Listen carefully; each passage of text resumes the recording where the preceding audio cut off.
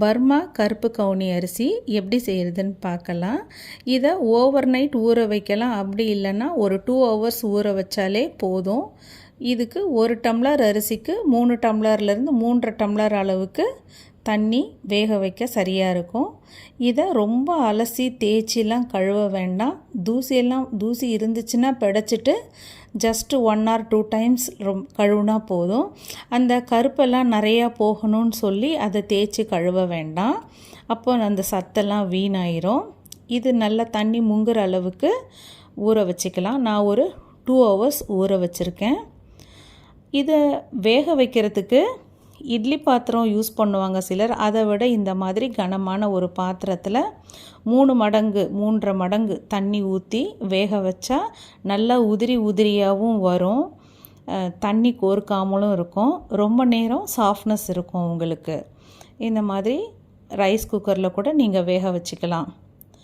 நல்லா கிளறி விட்டுட்டு இதில் வடிக்க வேண்டிய அவசியமும் இல்லை. ஒரு சிட்டிகை அளவு உப்பு போட்டு தண்ணியை கலந்து விட்டுக்கலாம். இதில் நம்ம என்ன டெசர்ட் செய்கிறதுன்னு பார்க்கலாம். ஃபஸ்ட்டு நான் என்ன பண்ணேன்னா தேங்காவை கொஞ்சம் எடுத்து திருகி வச்சுக்கிட்டேன். திருவுண தேங்காயில் நம்ம நாட்டு சர்க்கரை, வெல்லம், இல்லாட்டி நார்மலாக நம்ம யூஸ் பண்ணுற சுகர் எதுனாலுமே இந்த ரைஸில் போட்டு நம்ம மிக்ஸ் பண்ணிக்கலாம். அது நம்மளோட விருப்பம்.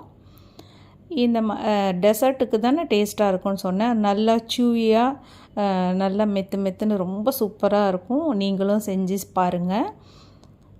இதில் தேவையான அளவு சுகர் போட்டுட்டு நம்ம துருவி வச்ச தேங்காவை போட்டு நல்லா மிக்ஸ் பண்ணி வச்சிட்டோன்னா சுட இருக்கும்போதே நம்ம சுகர் போட்டுக்கலாம். கொஞ்ச நேரம் வச்சிட்டோன்னா உங்களுக்கு நல்லா சுகரெல்லாம் அதில் மெல்ட் ஆகி சூப்பராக இருக்கும் சாப்பிட்றதுக்கு. இது நம்ம பிரேக்ஃபாஸ்ட்டுக்காவது இல்லை ஈவினிங் ஸ்நாக்ஸ் மாதிரி கூட சாப்பிட்டுக்கலாம். தேங்க்யூ ஃபார் வாட்சிங்.